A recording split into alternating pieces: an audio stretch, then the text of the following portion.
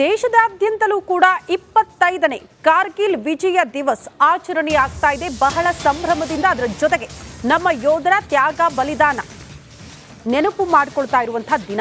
ದೇಶದಾದ್ಯಂತಲೂ ಕೂಡ ಸಂಭ್ರಮ ಕಾಣಿಸ್ತಾ ಇದೆ. ಪಾಕ್ ವಿರುದ್ಧ ದಿಗ್ವಿಜಯ ಸಾಧಿಸಿದ ಯುದ್ಧಕ್ಕೆ 25 ವರ್ಷ.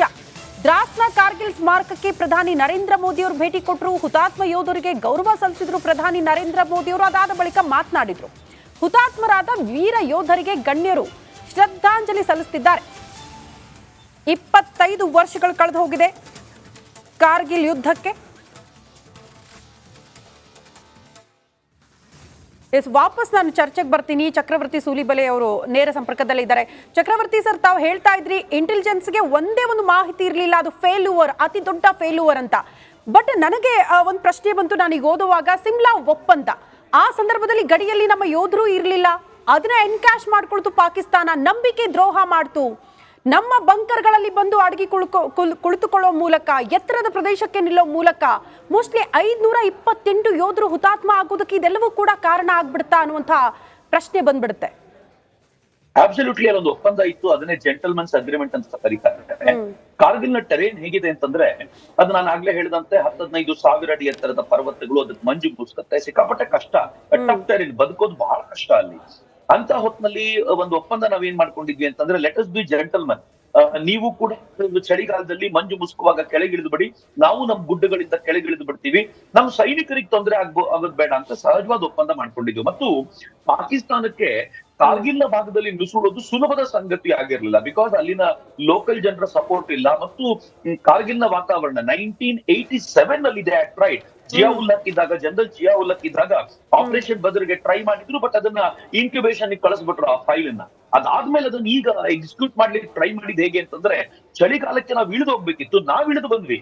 ಅವರು ಇಳಿದ್ರು ಅಂತ ನಾವ್ ತಿಳ್ಕೊಂಡಿದ್ವಿ. ಆದ್ರೆ ಅವ್ರೇನ್ ಮಾಡಿದ್ರು, ನಮ್ಮ ವ್ಯಾಲಿನ ದಾಟ್ಕೊಂಡ್ ಬಂದು ನಮ್ಮ ಗುಡ್ಡಗಳನ್ನ ಆ ಚಳಿಗಾಲ ಕಳೆಯೋಕ್ಕಿಂತ ಮುಂಚೆ ಹತ್ತಿ ಕೂತ್ಬಿಟ್ರು. ನಾವಿನ್ನು ಮೈಮರೆತು ಕೂತಿದ್ವಿ. ಪಾಕಿಸ್ತಾನ ಈ ತರದ ಸಾಹಸ ಮಾಡ್ಲಿಕ್ಕಿಲ್ಲ. ಮತ್ತು ಅನೇಕ ವರ್ಷಗಳಿಂದ ಆ ದಿಕ್ಕಲ್ಲಿ ಯಾವುದೇ ಈ ತರದ ಪ್ರಯತ್ನ ನಡೀದೇ ಇದ್ದಿದ್ರಿಂದ, ಇಂಟ್ರೆಸ್ಟಿಂಗ್ ಪಾರ್ಟ್ ನ ನಿಮ್ಗೆ ಹೇಳ್ತೀನಿ. ಆ ಭಾಗದಲ್ಲಿ ನಮ್ಮ ಸೈನಿಕರು 1971 ವಾರ್ ಸಂದರ್ಭದಲ್ಲಿ ಸಿಕ್ಕಾಪಟ್ಟೆ ಇದ್ರು. ನಾವು ನಿಧಾನವಾಗಿ ಅವ್ರನ್ನ ವ್ಯಾಲಿಗೆ ಶಿಫ್ಟ್ ಮಾಡ್ತಾ ಬಂದ್ವಿ, ಕಾಶ್ಮೀರಕ್ಕೆ, ಶ್ರೀನಗರ ಭಾಗಕ್ಕೆ. ಆ ವ್ಯಾಲಿಗೆ ಬರೋದು ಹೇಗೆ ಅಂತಂದ್ರೆ, ಎಲೆಕ್ಷನ್ ಅನೌನ್ಸ್ ಆದಾಗ ಒಂದು ದೊಡ್ಡ ಪ್ರಮಾಣದಲ್ಲಿ ವ್ಯಾಲಿಗೆ ಬಂದ್ರು. ವ್ಯಾಲಿಯಲ್ಲಿ ಭಯೋತ್ಪಾದಕರ ಆಕ್ರಮಣ ನಡೀತಾ ಇದೆ ಅಂತಂದಾಗ ನಾವು ಲದಾಖ್ ಭಾಗದಿಂದ ದೊಡ್ಡ ಮಟ್ಟದ ಸೈನಿಕರನ್ನ ವ್ಯಾಲಿಗೆ ಕರ್ಕೊಂಡು ಬಂದ್ವಿ.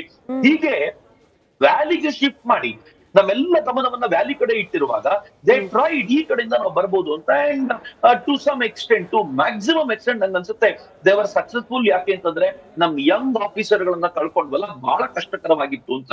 ಅಂಡ್ ಬಿಲೀವ್ ಮೀ, ಅಕಸ್ಮಾತ್ ಆ ಯಂಗ್ ಆಫೀಸರ್ ಗಳೇನಾದ್ರೂ ಮುಂದೆ ನಿಂತ್ಕೊಂಡಿರ್ಲಿಲ್ಲ ಅಂತ ಹೇಳಿದ್ರೆ, Kargil would have been definitely a tough task for us.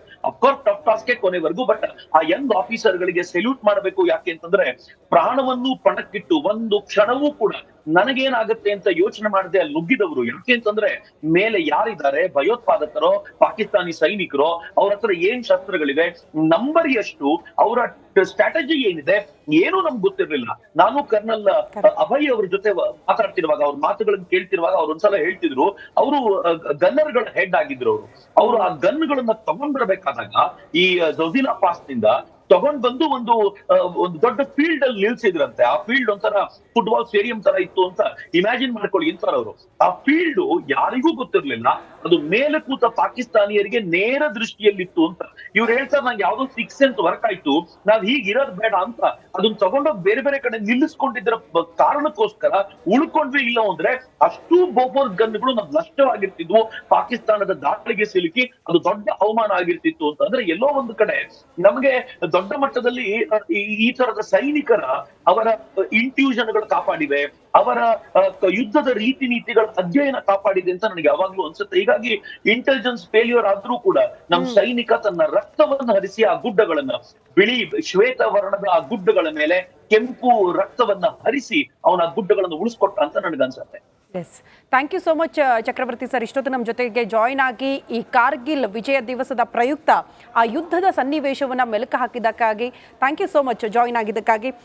Bhaskar sir, ಕೊನೆಯದಾಗಿ ನಾನು ಕೇಳೋದಾದರೆ, ನಾವೆಲ್ಲ ಈಗ ಏನು ಅನ್ಕೊಳ್ತೀವಿ ಅಂದರೆ ಪಾಕಿ ನಮ್ಮ ಶತ್ರು ರಾಷ್ಟ್ರ, ಬಟ್ ಆಗ ನಾವು ಸಂಧಾನ ಮಾಡ್ಕೊಳ್ಳೋದಕ್ಕೆ, ಶಾಂತಿ ಕಾಪಾಡ್ಕೊಳ್ಳೋದಕ್ಕೆ ವಾಜಪೇಯಿ ಅವರು ಹೋದ್ರು, ಬೇಕಾಗಿತ್ತಾ? ಹೇಗಿತ್ತು ಆ ಸನ್ನಿವೇಶ ಅಂತ ಶತ್ರು ರಾಷ್ಟ್ರಕ್ಕೆ ಹೋಗಿ ಬಂದ್ರ? ಇಂಥ ಪ್ರಶ್ನೆಗಳು ಅಂದರೆ ಯುವ ಪೀಳಿಗೆಗೆ ಕಾಡ್ತಾ ಇರುತ್ತೆ. ಹೇಗಿತ್ತು ಅಂತ ಫೈನಲಿ ಅದ್ರ ಬಗ್ಗೆ ಹೇಳೋದಾದ್ರೆ? ಇವತ್ತು ಯುದ್ಧ ಮಾಡಿ ಯಾರು ಗೆದ್ದವರಿಲ್ಲ. ಕರೆಕ್ಟ್. ಗೆದ್ದವನು ಸೋತವನು ಸತ್ತ. ಇದನ್ನ ನಾವು ಇಟ್ಕೊಂಡ್ರೆ ನಾವು ಸಿವಿಲೈಸ್ ಅಂತೀವಿ. ಮುಂದುವರಿಬೇಕೆ ಬಿಟ್ರೆ ಹೊಡೆದಾಡ್ಕೊಂಡ್ಬಿಟ್ಟು ಕಚ್ಚಾಡ್ಕೊಂಡ್ಬಿಟ್ಟು ಹೋದ್ರೆ ಯಾರು ಇದಾಗ್ತಾರೆ? ಅದು ವಾಜಪೇಯಿ ಅವರು ಅರ್ಥ ಮಾಡ್ಕೊಂಡಿದ್ರು, ಎರಡು ದೇಶಗಳ ಯುದ್ಧ ಆದ್ರೆ ಸರಿ ಇರಲ್ಲ ಪರಿಸ್ಥಿತಿ ಅಂದ್ರೆ ಅವ್ರ ಮ್ಯಾಚುರಿಟಿಯ ಮಟ್ಟಕ್ಕಿತ್ತು ಅವ್ರಿಗೆ. ಕರೆಕ್ಟ್. ಸುಮ್ನೆ ಹೊಡೆದಾಡಿ, ನೀವು ಬಡವರು ಇದ್ದೀರಾ, ಕಷ್ಟದಲ್ಲಿದ್ದೀರಾ, ಹೊಡೆದಾಡಿ ಸುಮ್ಮನೆ ನಾವು ಹಾಳು ಮಾಡ್ಕೊಳ್ತಾ ಇದೀವಿ ಬಿಟ್ರೆ, ಇಬ್ರು ಒಂದಾಗಿ ಬಾಂಧವ್ಯ ಬೆಳೆಸ್ಕೊಂಡು ನೀವು ಚೆನ್ನಾಗಿದ್ರೆ ನಾವು ಚೆನ್ನಾಗಿರೋಣ. ಲಿವ್ ಅಂಡ್ ಲೆಟ್ ಲಿವ್, ಬದುಕಲು ಬಿಡಿ ಅನ್ನೋ ಒಂದು ಮೆಸೇಜ್ನ ತಗೊಂಡೋದ್ರು. ಅದು ಒಂದು ಒಳ್ಳೆ ಮನಸ್ಸಿಂದ, ಅದರದ್ದೇನು ಕ್ಯಾಲ್ಕುಲೇಷನ್ ಇಲ್ಲ. ನಿಮ್ಮನ್ನು ಮಲಗಿಸ್ಬಿಟ್ಟು ಆಮೇಲೆ ಬಂದು ಹೊಡಿತೀವಿ ಅಂತ ನಾವೆಂದು ಮಾಡಿದವರಲ್ಲ. ಚೆನ್ನಾಗಿರಪ್ಪ ಅನ್ನೋರೇ ಬಿಟ್ರೆ, ನಮ್ಮ ದೇಶದವರು ನಾವು ಬಂದ್ಬಿಟ್ಟು ನಿನ್ನ ಕಿತ್ಕೊಂಡು ತಿಂತೀನಿ ಅನ್ನೋ ಅವಶ್ಯಕತೆ ನಮಗಿಲ್ಲ. ಇದು ಇವಾಗಲ್ಲ, ಸಾವಿರಾರು ವರ್ಷದಿಂದ ಬಂದಿರೋ ನಮ್ಮಲ್ಲಿ ಒಂದು ಕಲ್ಚರ್. ಅದನ್ನ ಮುಂದುವರ್ಸ್ಕೊಂಡು ಹೋದ್ರು. ಬಟ್ ಅವ್ರು ಅದನ್ನ ರೆಸಿಪ್ರೋಕೇಟ್ ಅಂದ್ರೆ ವಾಪಸ್ ಆ ರೀತಿ ಕೊಡ್ಲಕ್ಕೆ ಕೆಟ್ಟದಾಗಿ ಕೊಟ್ರು. ಈಗ ಆತರ ಆಗಿದ್ದಕ್ಕೆ ಪಾಪ ಅನುಭವಿಸ್ತಿದ್ದಾರೆ ಪಾಕಿಸ್ತಾನದ ಜನ, ಇಡೀ ಬಡತನ. ಪಾಪ ಬೇಡಪ್ಪ ಈ ರಾಷ್ಟ್ರ ಅನ್ನೋ ಮಟ್ಟಿಗೆ ಜನ ಬಂದಿದ್ದಾರೆ. ಎಸ್ ಭಾಸ್ಕರ್ ಸರ್, ಇಷ್ಟೊತ್ತು ನಮ್ಮ ಜೊತೆಗೆ ಜಾಯ್ನ್ ಆಗಿ ಈ ಕಾರ್ಗಿಲ್ ವಿಜಯ ದಿವಸದ ಪ್ರಯುಕ್ತ ಯುದ್ಧದ ಸನ್ನಿವೇಶಗಳನ್ನ ವಿವರಿಸಿದ್ದೀರಿ. Thank you so much. ಅನೇಕ ಸುದ್ದಿಗಳಿದೆ ಇದರ ಜೊತೆಗೆ. ಕಾರ್ಗಿಲ್ ವಿಜಯ ದಿವಸ ಇಡೀ ದೇಶದಾದ್ಯಂತಲೂ ಕೂಡ ಅದರ ಆಚರಣೆ ಆಗ್ತಾ ಇದೆ, ಸಂಭ್ರಮ ಕಾಣಿಸ್ತಾ ಇದೆ ನಮಗೆ. ಇದೆಲ್ಲದರ ಬಗ್ಗೆ ಮಾಹಿತಿನ ಕೊಡ್ತಾ ಹೋಗ್ತಾರೆ ನನ್ನ ಸಹೋದ್ಯೋಗಿ Smita Ranganath. Over to you.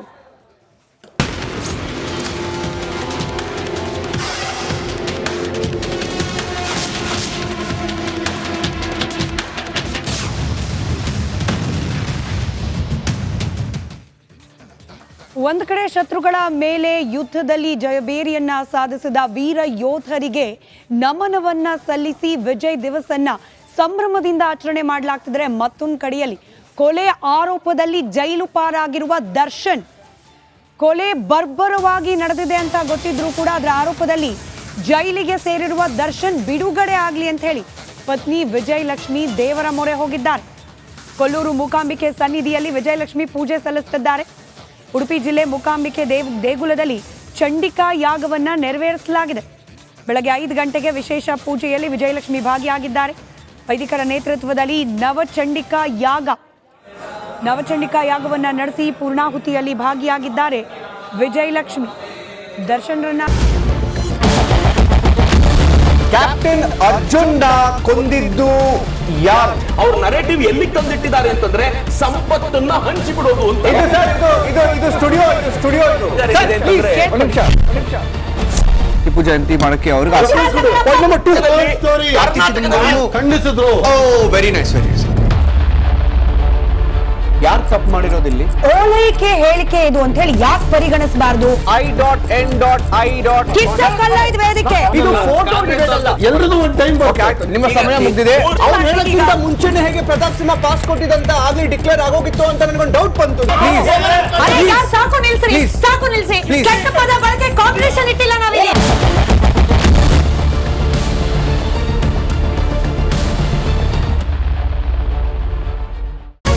Republic word app ಇದು ಕೇವಲ ಅಪ್ಲಿಕೇಶನ್ ಅಲ್ಲ, ಸಮಗ್ರ ಸುದ್ದಿಗಳ ಸಂಪರ್ಕ ಮಾರ್ಗಕ್ಕೆ ಕ್ರಾಂತಿಕಾರಿ ಬದಲಾವಣೆ. ರಿಪಬ್ಲಿಕ್ ವರ್ಡ್ ಆಪ್ ಕೇವಲ ಸುದ್ದಿ ಅಪ್ಲಿಕೇಶನ್ ಪರಿಚಯಿಸ್ತಾ ಇಲ್ಲ, ಬದಲಾಗಿ ಡಿಜಿಟಲ್ ಸುದ್ದಿ ಬಳಕೆಯ ಹೊಸ ಯುಗಕ್ಕೆ ನಾಂದಿ ಹಾಡ್ತಾ ಇದೆ. ಇದೊಂದು ಬ್ರೇಕಿಂಗ್ ನ್ಯೂಸ್, ಪ್ರಭಾವಶಾಲಿ ಕಾರ್ಯಕ್ರಮಗಳಿಗೆ ಗಟ್ಟಿಯಾದ ನ್ಯೂಸ್. ಇಲ್ಲಿ ಕೇವಲ ತಾಜಾ ಸುದ್ದಿ, ಅದರ ನೇರ ಪ್ರಸಾರ ಮತ್ತು ಚರ್ಚೆಗಳಿಗೆ ಮಾತ್ರ ಅವಕಾಶ. ರಿಪಬ್ಲಿಕ್ ವರ್ಲ್ಡ್ ಆಪ್ ಡೌನ್ಲೋಡ್ ಮಾಡಿಕೊಳ್ಳಿ. ಗೂಗಲ್ ಪ್ಲೇ ಸ್ಟೋರ್ ಮತ್ತು ಆಪಲ್ ಆಪ್ ಸ್ಟೋರ್ನಲ್ಲಿ ಲಭ್ಯವಿದೆ.